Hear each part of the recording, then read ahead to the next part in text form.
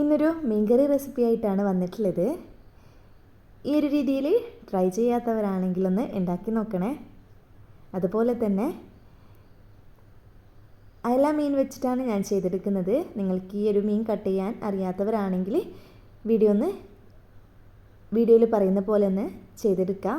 Easy ആയിട്ട് cut ചെയ്യാൻ പറ്റുന്നതാണ്. ബാക്കിയുള്ള മീൻ പോലെ അധികം ചെതുമ്പലൊന്നും ഇല്ലാത്തൊരു മീനല്ലേ. ഫസ്റ്റ് തന്നെ ഇതിൻ്റെ ചിറകും വാലൊക്കെ ഒന്ന് കട്ട് ചെയ്തെടുക്കുക. എന്നിട്ട് ആ ഒരു കത്രിക വെച്ച് തന്നെ അതിൻ്റെ സ്കിന്നൊന്ന് ഉരച്ചെടുത്താൽ മതി. ലൈറ്റായിട്ട് മാത്രമേ അതിൻ്റെ ചെതുമ്പൽ കാണുള്ളൂ. അതൊക്കെ ഒന്ന് ക്ലീനായി കിട്ടിക്കോളും. അതിനുശേഷം ചെകിളയുടെ ഭാഗത്ത് നിന്നും വീഡിയോയിൽ കാണുന്ന പോലെ വലിച്ചെടുക്കുക.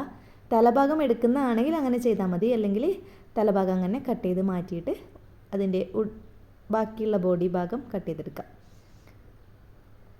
ഞാൻ ഇതിൻ്റെ ഉൾഭാഗമൊക്കെ ക്ലീൻ ആക്കിയതിന് ശേഷം നോക്കുമ്പോഴേക്ക് ഇതാ നല്ല വലിപ്പത്തിലുള്ള എഗ്ഗ് ഉണ്ടായിരുന്നു.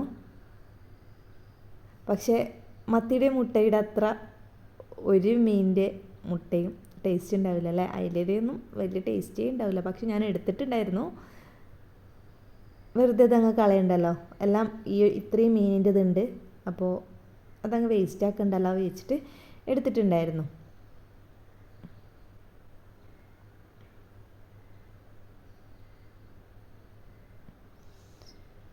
ഈ ഒരു മീൻ മുഴുവനായിട്ടും ഞാൻ കറി വെക്കാൻ എടുക്കുന്നില്ല.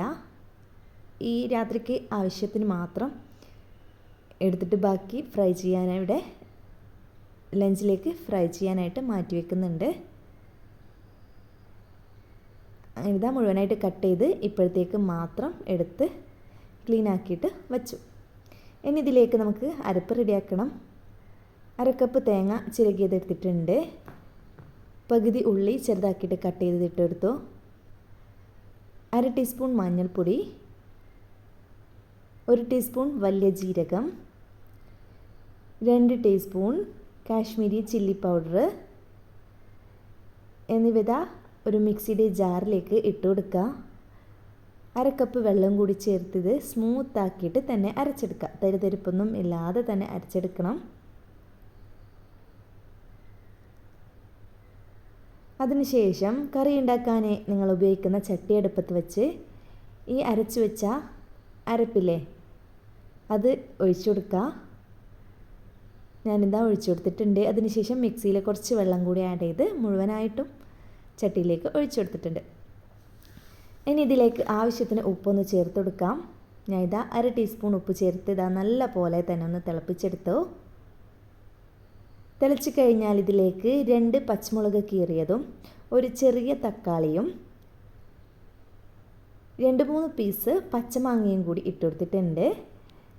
നിങ്ങൾക്ക് പുളിവെള്ളം ഒഴിക്കണമെങ്കിൽ അങ്ങനെ ചെയ്യാം. അല്ലെങ്കിൽ പുളി ഒരു ഉരുളയാക്കിയിട്ട് ഇട്ട് കൊടുക്കണമെങ്കിൽ അങ്ങനെ ചെയ്യാം. പച്ചമാങ്ങ ഉണ്ടെങ്കിൽ അങ്ങനെയും ചെയ്യാം. നിങ്ങളുടെ ഇഷ്ടത്തിനനുസരിച്ച് പുളിയുടെ ഓപ്ഷനൊന്ന് നിങ്ങൾ തിരഞ്ഞെടുക്കുക. ഇനി ഇതൊക്കെ ഒന്ന് നല്ലപോലെ ഒന്ന് തിളച്ചാൽ നമുക്ക് മുറിച്ച് വെച്ചിട്ടുള്ള അയല മീൻ ഇട്ട് കൊടുക്കാം. മീൻ വെന്ത് കിട്ടാനായിട്ട് 5 മിനിറ്റ് മീഡിയം ഫ്ലെയിമിലൊന്ന് അടച്ച് വെച്ച് കൊടുക്കുക. നിങ്ങൾക്ക് തിക്ക് ഗ്രേവിയാണ് വേണ്ടെങ്കിൽ വെള്ളമൊന്നും ആഡ് ചെയ്യേണ്ട, എക്സ്ട്രാ ആഡ് ചെയ്യേണ്ട. കുറച്ച് ലൂസായിട്ടുള്ള കറിയാണ് വേണ്ടെങ്കിൽ കുറച്ച് എക്സ്ട്രാ വെള്ളമൊന്ന് ആഡ് ചെയ്ത് കൊടുക്കാം.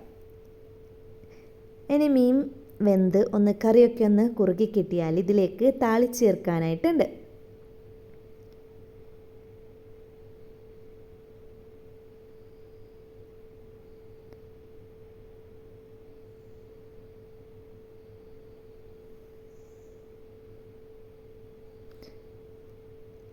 ഒരു പാത്രത്തിലേക്ക് കുറച്ച് വെളിച്ചെണ്ണ ഒഴിക്കുക.